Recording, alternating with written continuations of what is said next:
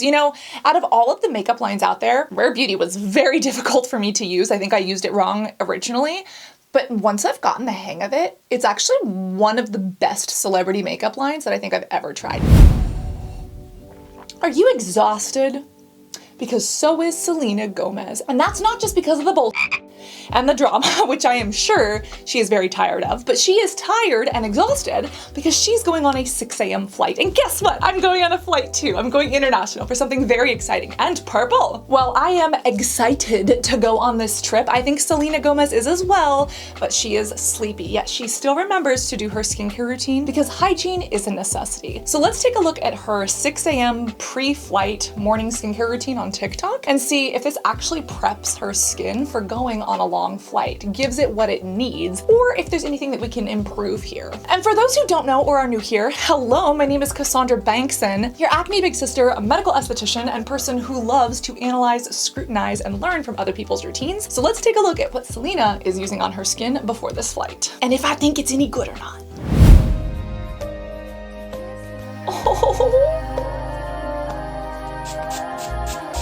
Off to an interesting start with the Mario Badescu spray. This spray has gotten a horrible reputation on the internet. Skincare by Hiram particularly hates it, and I think a lot of people kind of saw some of the negatives of Mario Badescu. Even though it is a relatively affordable line, this is basically glycerin, water, and fragrance. And a lot of people, including Hiram, do not like it. Now, I don't hate Mario Badescu as a brand, although there are some things that I despise. And did you know that there is an attempted murder involved with the brand? That's a story for another day. But there is a Mario Badescu spray that is fragrance free. I tried this, I actually kind of liked it. It was still a little bit expensive for what it was, but the Mario Badescu sprays are not terrible. And depending on how your skin reacts to fragrance, it may or may not be right for you. I think that this spray that Selena is using is something that like you would use if you want to have a good time using skincare. You want something that smells good, it's more relaxation and froofy than it actually is benefit driven. But if you are sensitive, I actually do like the fragrance free Mario Badescu spray. Now, all of that being said, the fact that she's doing a spray before a flight, it could be good hydration, but I guess we're just not washing our face this morning. You technically don't have to wash your face in the morning, so to each his own, but it's interesting that we're starting off with a spray. So let's see what else goes along with this.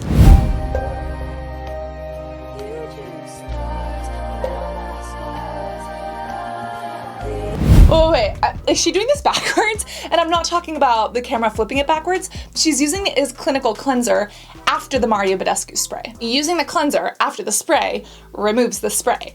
Why are we doing that? Again, when I'm tired and exhausted, sometimes I do things out of order or wrong. But in general, if you're going to put a spray on the skin that's going to hydrate, help your other products penetrate better, don't cleanse after you spray. Unless the spray is like her water that the cleanser is going to use, but then she's like leaving cleanser residue on her face. IR confusion.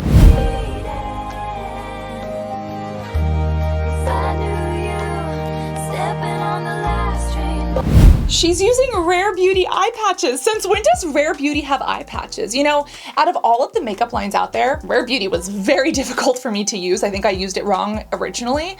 But once I've gotten the hang of it, it's actually one of the best celebrity makeup lines that I think I've ever tried. Now, these patches, they are out of stock, but being sold as 8 for $25, which is really not bad from a price point perspective. But the question is, are they just eye patches or is there something in them? For example, these are my bougie favorites. These are from Wander Beauty. They actually have a serum in them that is fantastic for the under eyes and for the rest of the skin. And then the little gold patch adds mechanical pressure that acts like a push-up bra for my under eyes. So if you have bags and puffiness, put these in the fridge, put them on your face in the morning. These are fantastic. And the fact that they're gold makes me feel like a bougie for $5.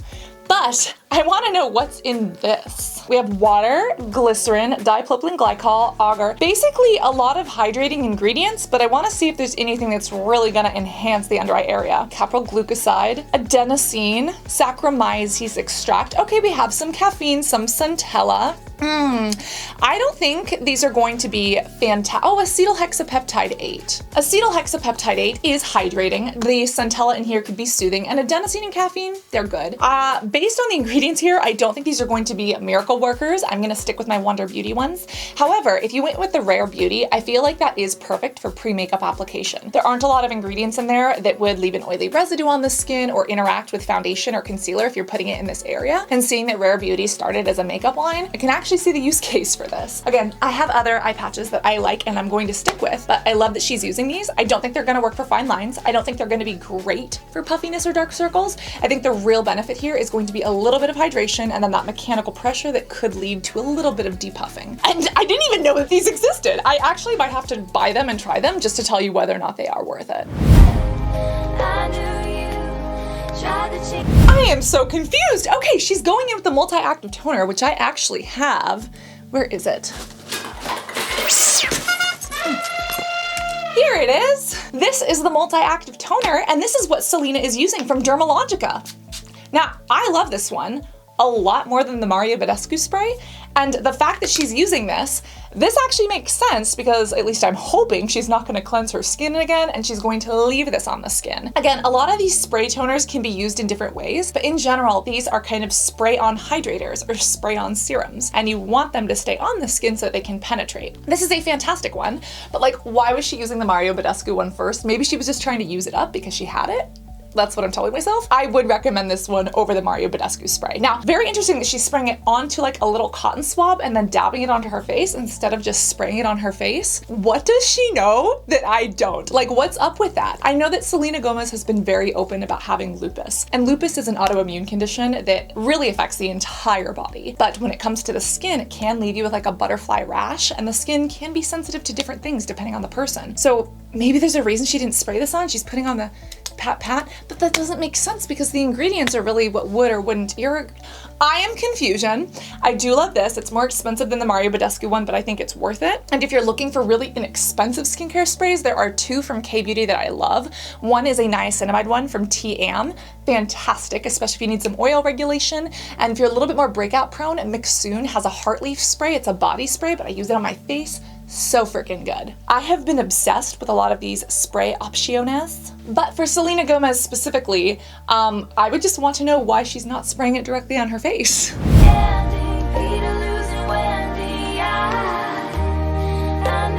More Dermalogica? All right, Selena just put on the Dermalogica Smart Response Serum. I actually have not tried this one, but it is very freaking expensive. Here's the thing about Dermalogica is that they can sometimes be hit or miss. Back when I was in aesthetics school in 2009, we had a couple brands that we used. It was Image, Murad, and Dermalogica. And I remember Dermalogica, they even had people come in and like help educate us. And sometimes the products were fantastic, and other times they did have like these plant botanicals that could be a little bit irritating to some people's skin. And Dermalogica is a pretty penny. Like, it's not the cheapest line. They have some items that are a little bit more budget friendly. Their Clear Start line specifically was fantastic for acne and still is. I love it. But they do have a couple of bougie items that are $100 plus.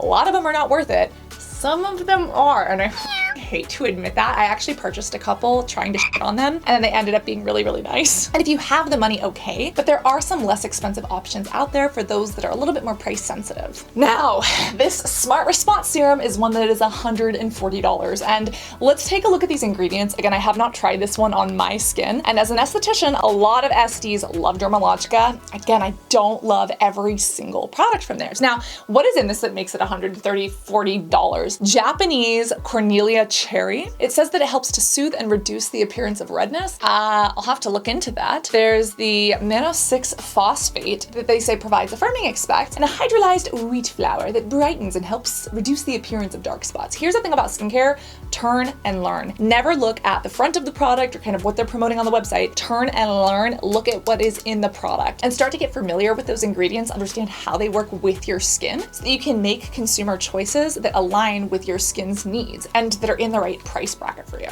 Now, when we turn and learn this one, the main ingredients are water and glycerin and cocoa caprylate. Now, these are super inexpensive, so I wonder how much the markup is on this. I do love to see jojoba esters and olive oil esters. Those can be a little bit more expensive. Overall, actually really good to see here. Again, the olive oil I could do without. You know, Jennifer Lopez is maybe jumping into the scene here, but whatever. Niacinamide, we do love to see, but I feel like you can get niacinamide at a much less expensive price.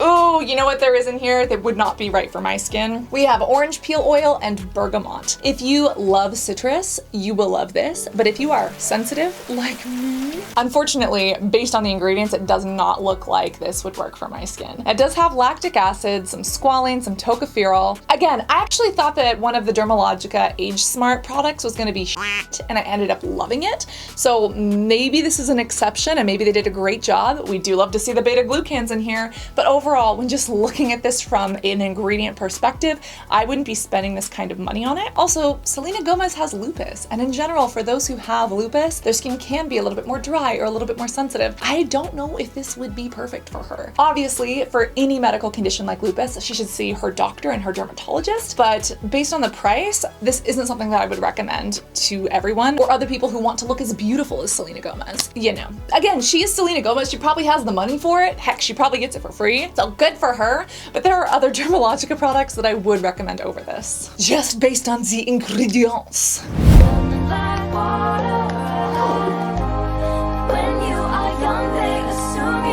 Okay, why does her routine look so relaxing? First off, her hand movements, amazing. Is she using a filter? Does anybody know, is she filtering herself on the TikTokies? Her skin looks amazing. And we were literally just talking about Dermalogic products that I would recommend. This one, again, kind of hit or miss. This is a dynamic skin retinol serum. This is supposed to be an encapsulated retinol that's more gentle. This is f***ing intense. If you have $92 and you don't mind spending it, you got Selena Gomez money, go for this. I would rather spend that money on a different retinol or even get a prescription one, or literally get their new sunscreen, the pore screen. That is fantastic. Now, this is a tiny little bottle, and when I was testing this, I actually tested it on my chest. I get some sebaceous filaments, kind of these amber looking goobers that jump out of my skin. They're not blackheads, but they can look like it. This did wonders for my chest and my sebaceous filaments, but I wouldn't say it was as gentle as they say it is. Like, this is some potent stuff. And even look at the color. Do you see how it is this bright yellow? Retinoids naturally are basically vitamin A, and think about vitamin A. Have you heard of that before? Yes, it's in carrots, right? Yeah, beta carotene. And that beta carotene is bright orange. So when you see this bright color, unless there's color added, you know this is potent. This was potent, and I felt like even if I did want to use it on my face, it might be a little bit too intense. Again, loved this stuff, but for $92, I felt like I could find products from The Ordinary or the Inculus Super Solution Retinol that was a little bit less expensive and gave me, you know, a really good run for my money. If you've got the money, if you want something fancy, fantastic, but use it sparingly, patch test first. And for Selena, she's putting this all over her face before a flight. I don't know if I would use a retinoid before a flight. I guess if you were going to use one, this would be good. It's a 3.5 retinoid complex with squalane. So the oil in here will actually help lock it into the skin. But in general, retinoids are photosensitive. And if she's gonna be on a plane, you're actually closer to UV rays, which is why you need a sunscreen. And yes, those UV rays can penetrate through the windows, the things of the plane. I don't know if she's gonna keep her window open or not, but either way, I don't know if I would do a retinoid before a flight. If anything, I would use this after her skin gets back from the flight, kind of locking it all in. I don't know, I'd have to think about this. Maybe I should even take this onto my flight. Should I do it? Should I not? Should I be that who like uses my little under eye patches and like has a full skincare routine in economy class on an international flight? Because I will. Oh, concealer. Oh my God, she's so cute. She's definitely using a TikTok filter, but do you see how she's using concealer right over the little under eye patch serums that she used? This, I think, is the perfect use case for an under eye patch plus concealer. This is actually kind of testament to when an eye cream would be appropriate. You know that I hate eye creams. I feel like they are overpriced moisturizers because they are. However, if you want to use an eye cream because you want it to be a different texture than your moisturizer, or if you're worried about it creasing under makeup, that is when you would want to use an eye cream. Girl, she's looking good. I might have to get this concealer.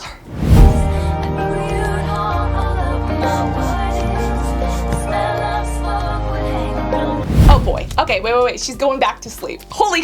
Okay, so wake the up. No, wake the up. That's what I need to tell myself, Cassandra. More coffee. We just saw Selena Gomez put on the Rare Beauty spray, which is a makeup setting spray, which makes sense for post-concealer, but she did not apply a sunscreen.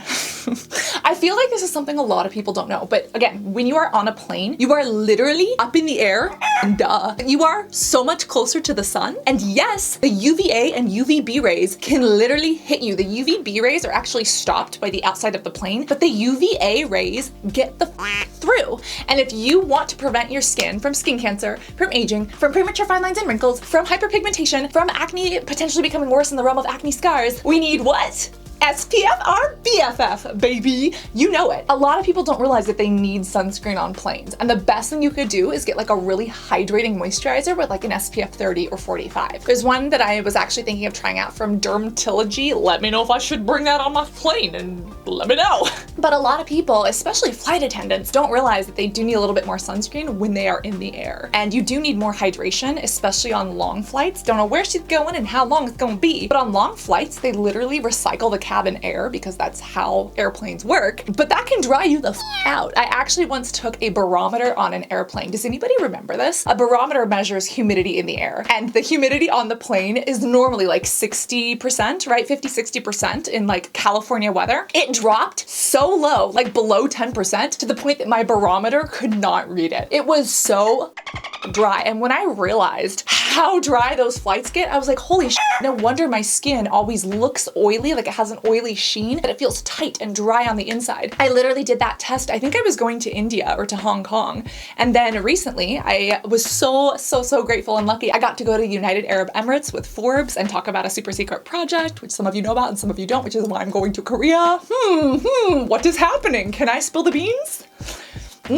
Oh, I love beans. But also went to Singapore, and every single time I've been looking at my skin, I've been measuring my skin, and I'm like, holy, the flight does a doozy to your face. Like, it takes me a good like day and a half to 2 days to recover after a long flight. And even when I was younger, I didn't realize that on flights, you need the sunscreen. SPF is what? Your BFF. You need it every day. And again, she's going back to sleep, but with concealer on, she's gonna wake up and just walk off and look perfect. What is happening?